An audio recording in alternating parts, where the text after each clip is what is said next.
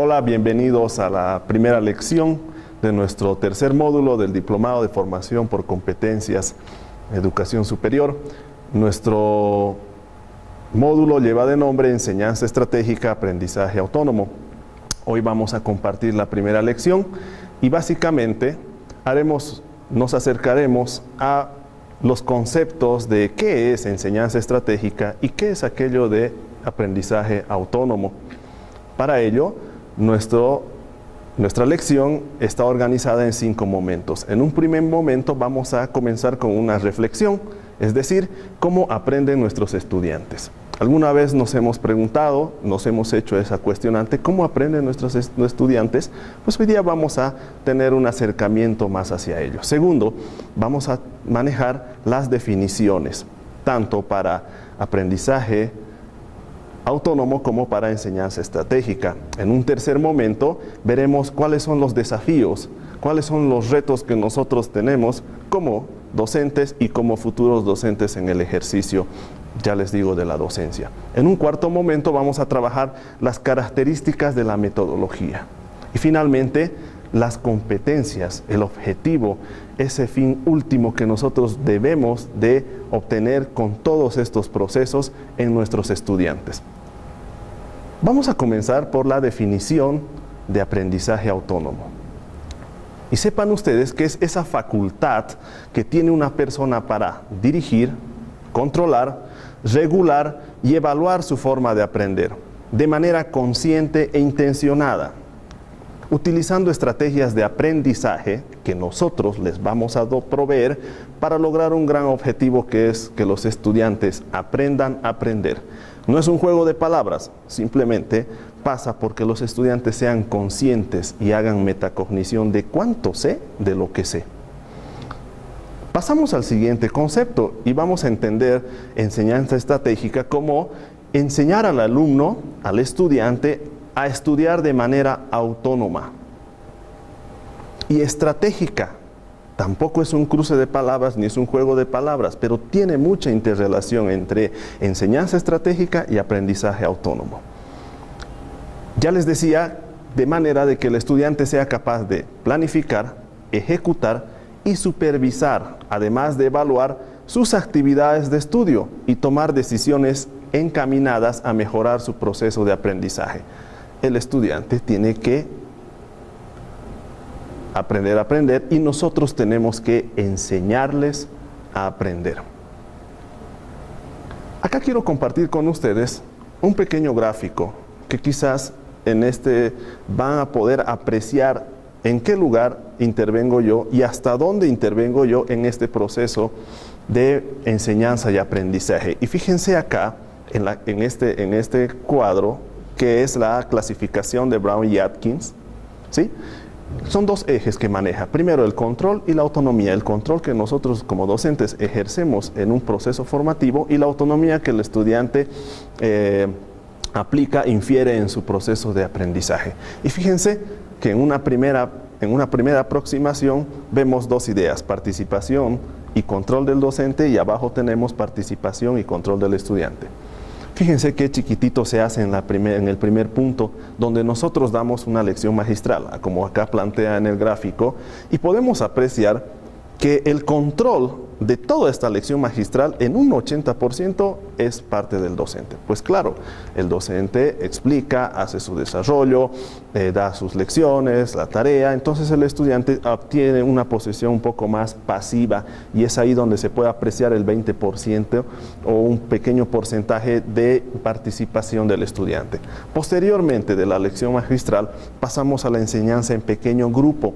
Es decir, le damos un poco más de libertad para que entre estudiantes puedan tener una interacción, puedan una discusión, un debate, quizás ellos plantear algunas ideas para poder concretizar en un trabajo X.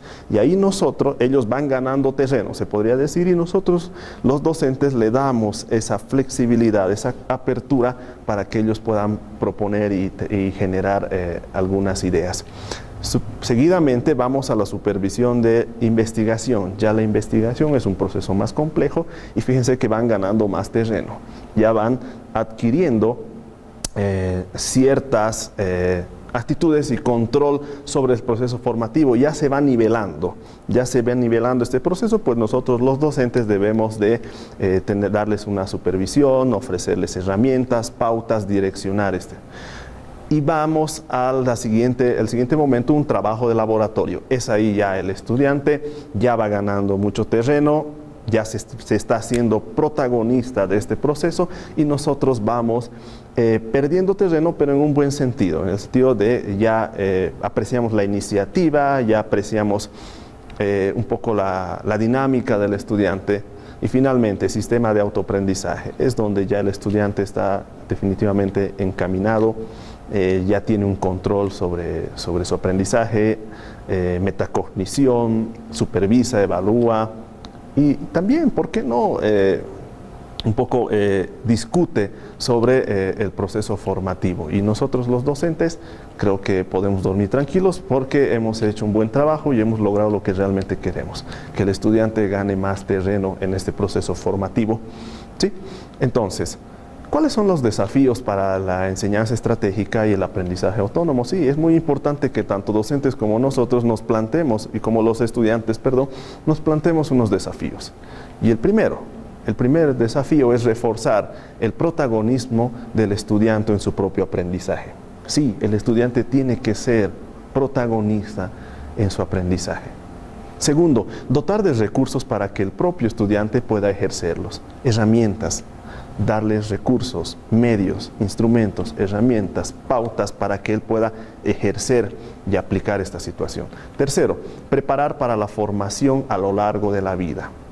Es tan corta la vida y tan largo el saber que yo creo que nunca vamos a terminar de aprender, y hasta donde nosotros lleguemos y nos los permita en un proceso formativo, ya creo que hacemos un buen trabajo si el estudiante ya tiene esos recursos y se encamina a lo largo de su vida, quizás un posgrado, una maestría, qué sé yo, pero ya con herramientas muy consistentes y sólidas.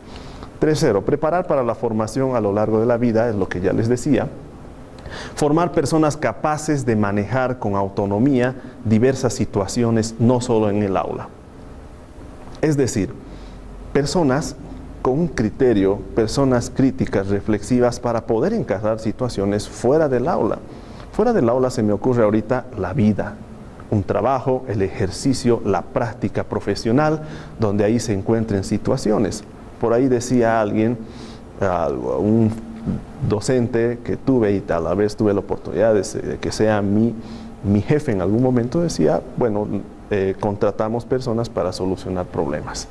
Entonces, entendiendo que hay un problema y que nos contratan para dar una solución, es ahí donde nosotros tenemos que tomar decisiones y poder encarar esto con mucha seriedad y responsabilidad.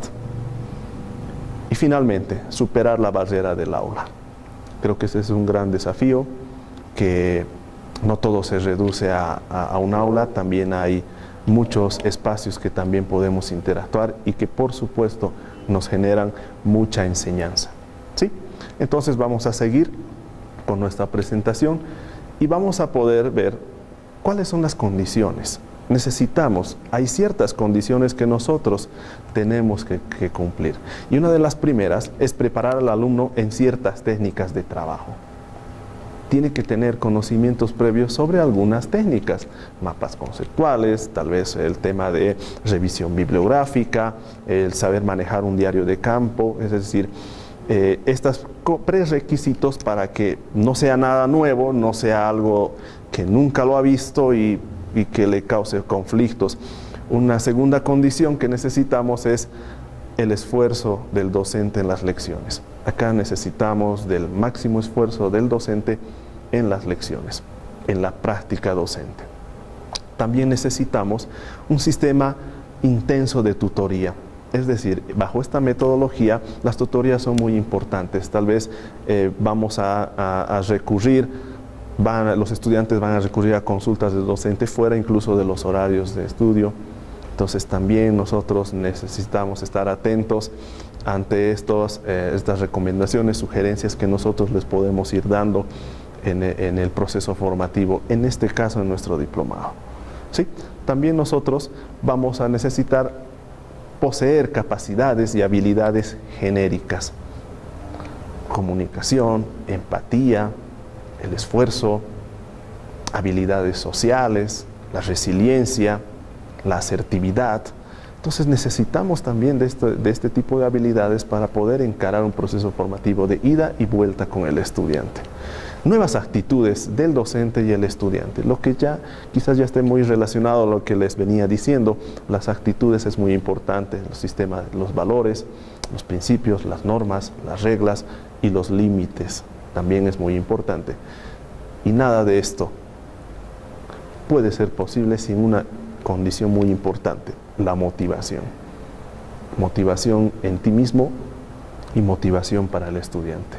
Y que también el estudiante se identifique con el docente y esté altamente motivado para poder trabajar el tema que en su cuestión lo estamos trabajando. A ver, ¿cuáles son las características de la metodología? ¿Sí? Esta metodología tiene 8 características. La primera es una metodología, buscamos la responsabilidad. Una metodología, como dice ahí, responsable. ¿Sí? La responsabilidad es muy importante en los horarios, los tiempos que plantea el docente y también los tiempos que debe de cumplir el estudiante. En una segunda característica de esta metodología está centrado en el estudio. Básicamente el objeto es el estudio. Ambos centramos esfuerzos, centramos muchas cuestiones en el estudio, básicamente, que eso es, en cierto modo es lo que nos mide.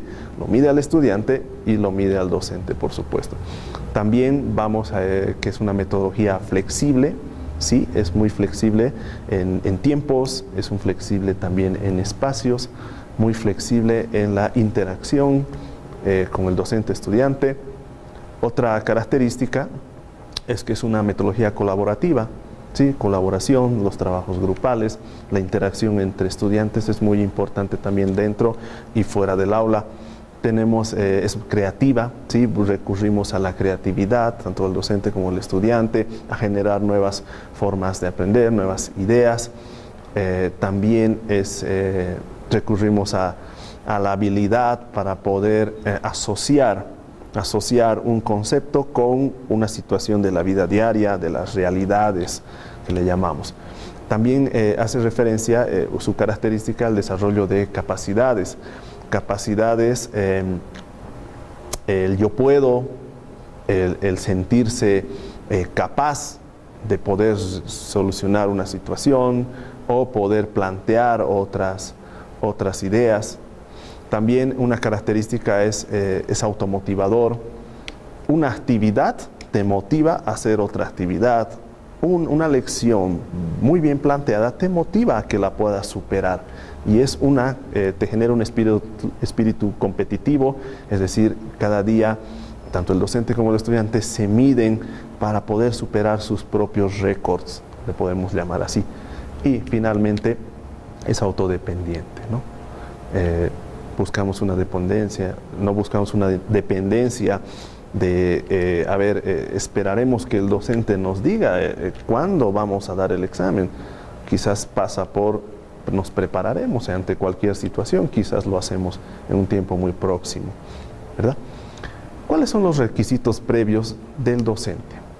Primero, tener un plan de trabajo claro. Este es un requisito importantísimo, de principio a fin. Va desde las competencias, las actividades, los instrumentos, el sistema de evaluación, los tiempos y quizás ser fieles a lo que nosotros planteamos. Un buen plan de trabajo y claro, además, nos asegura un tanto de éxito en todo el proceso formativo. Segundo, motivar al estudiante. Qué importante es generar motivación al estudiante. Las expectativas que nosotros generamos, damos a los estudiantes, es muy importante a la hora de que ellos puedan desarrollar sus actividades. Una persona motivada es una persona que tiene retos consigo mismo y retos también con la institución en el caso de una fuente laboral. Definir las condiciones del curso y niveles de exigencia. Es decir, desde un inicio es muy importante plantear, vamos a comenzar de esta forma. Segundo, va ampliando la intensidad, la exigencia de los trabajos. La tercera semana ya va a ser mucho más analítica, atentos, alístense para aquello. Y la última semana va a ser evaluativa. Es ahí donde de todo el proceso se va a reflejar el aprovechamiento. Entonces, es muy importante definir este aspecto. Y finalmente, especificar el sistema de evaluación y pruebas. Nos vamos a medir con esto. La evaluación, la heteroevaluación, la autoevaluación, con estos instrumentos, con estas pruebas nos vamos a medir. Las competencias del estudiante, ¿qué es lo que nosotros buscamos? Y quizás es este punto el decisivo. Si nosotros apreciamos estas competencias en los estudiantes, pues podemos decir, en cierto modo, que podemos dormir tranquilos. Primero, el estudiante con iniciativa.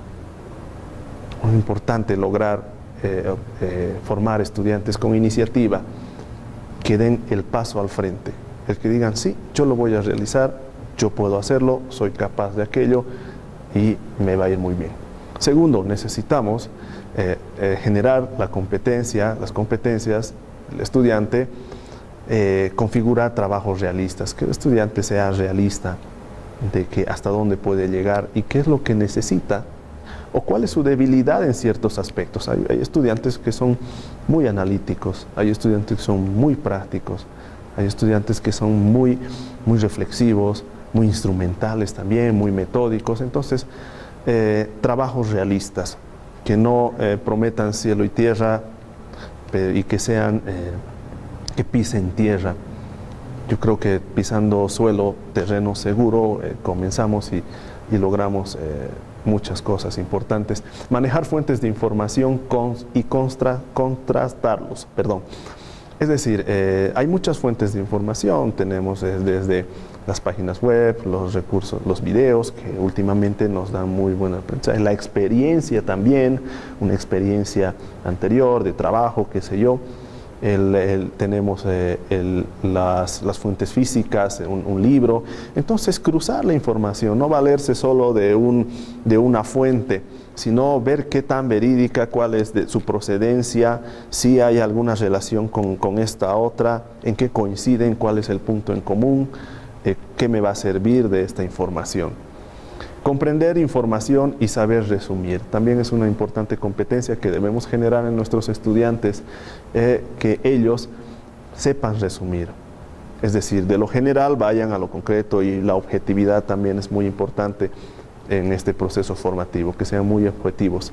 Planear, resolver problemas. Planear y resolver problemas, ya les decía, creo que en cierto modo una práctica laboral, profesional, pasa por resolver problemas, ¿no? Entonces, si nosotros tenemos una actitud de planear de manera estratégica, de manera organizada, con seguridad vamos a poder resolver problemas de la vida diaria, problemas académicos, problemas hasta incluso familiares y personales. Voluntad para conocer nuevas cosas, conocer, ampliar el esquema mental, conocer cosas nuevas, retos, desafíos, es muy importante también y creo que decisiva a la hora de formarnos. Transferir conocimientos a situaciones nuevas. Lo que en algún momento les decía, lo que dice un libro, lo veo en la vida, lo veo en la práctica, lo veo en la realidad. Entonces, esa pregunta, ese cuestionante es lo que creo que uno de los fines muy importantes a la hora de poder formar y educar. Transferir lo que dice la teoría, la información, con los hechos de la vida diaria. Y finalmente, reflexionar y evaluar su propio trabajo. Lo he hecho bien, pude realizar las tareas propuestas. Creo que he fallado en este aspecto, no me ha ido muy bien, pero necesito reforzar aquello, hacer metacognición, ¿sí? Entonces, bueno, para ir terminando, para ir concluyendo, permítanme, hablamos mucho de motivación, hablamos mucho de competencias, las competencias básicamente lo actitudinal, lo procedimental y lo conceptual. Les he dado una pequeña mirada conceptual, ¿sí? También les he dado una pequeña mirada procedimental sobre algunas habilidades y ahora quiero compartir una mirada actitudinal. Y lo voy a hacer con una parábola, ¿sí? Creo que es una forma que desde mi punto de vista me ha ido muy bien a la hora de poder enseñar algo a los estudiantes. Entonces, esta es una parábola sobre el anillo. Había un reino donde su rey, por supuesto, convoca a sus 3 sabios y le dice, bueno, yo quisiera que ustedes, mis 3 sabios, puedan crear, elaborar algo que represente mi grandeza. Entonces el sabio número 1 se pone a pensar y dice, yo le voy a hacer una capa, mi rey. Esa capa va a representar su grandeza. El segundo sabio dice, bueno, entonces yo voy a hacer una corona que represente la grandeza de mi rey. Y el tercer sabio, con un perfil bajo, que no levantaba mucha polvareda y no presumía mucho de su sabiduría, dice, yo le voy a hacer un pequeño anillo. Entonces llega el momento donde estos 3 sabios tienen que presentar ante su rey cuáles son lo que han inventado, lo que han creado. Entonces, el primer sabio le dice, mi rey, acá está, le traigo su capa.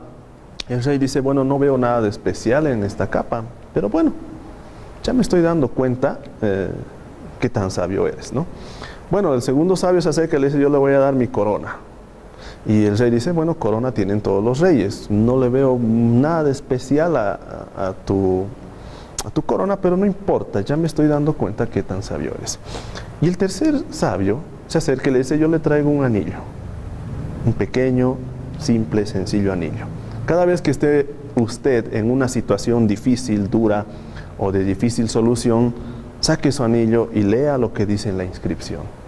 Entonces al sabio le ha parecido muy interesante y fiel a la instrucción de su sabio se coloca el anillo y bueno, llega un momento donde tiene que ir a una guerra, a una batalla, va con sus soldados, pierde estrepitosamente, cae prisionero con unos cuantos soldados, en el ostracismo, en el olvido. Entonces se acuerda de su sabio y dice, claro, cada vez que esté en una situación difícil, tengo que sacar mi anillo y leer lo que dice en la inscripción. Entonces saca su anillo y en la inscripción decía, esto también pasará. Le cuesta encontrarle el sentido a las palabras, pero luego reflexiona y dice, claro, las cosas malas pasan, pero pasa mucho por mi actitud. Y es ahí donde comienza a motivar a sus soldados. Y los motiva a tal extremo de que llegan a la conclusión de que hay que morir con dignidad. Intentaremos huir. Y si no logramos hacerlo con dignidad, ¿cómo vamos a saber que no podemos salir de esta situación si no lo intentamos? Logran huir, vuelven a su reino, rearman el ejército, vuelven al reino en el cual fueron prisioneros, lo conquistan, se traen bienes, riquezas, y en el reino de este rey todo es alegría, todo es diversión, todo es júbilo, todo es entretenimiento, todo es hermoso. Entonces el sabio se acerca y le dice, mi rey, hoy es cuando más necesitas de tu anillo. Y el rey le dice, pero ¿qué estás hablando? Todo está bien, no falta nada, todo está en orden. Precisamente por eso, la grandeza de tu persona se demuestra en saber gestionar lo bueno. Entonces el rey, a tanta insistencia, saca el anillo y lee en la inscripción. Y en la inscripción decía, esto también pasará. Las cosas buenas pasan, las cosas malas pasan. Pero yo creo que en ambos pasa por la actitud que tú tengas. La actitud no es otra cosa que el buen trato. Y tu forma de ser, la última libertad que tenemos nosotros los humanos, ¿verdad? Con esta parábola quiero cerrar la primera lección. Atentos a cualquier duda, comentario, cualquier inquietud, por favor participen en la plataforma, midan sus tiempos, realicen las actividades, háganlo con muchas ganas, motívense, busquen un sentido a las cosas y con seguridad que les va a ir muy bien. Un servidor, su docente, a disposición y nos vemos en la segunda lección. Muchas gracias.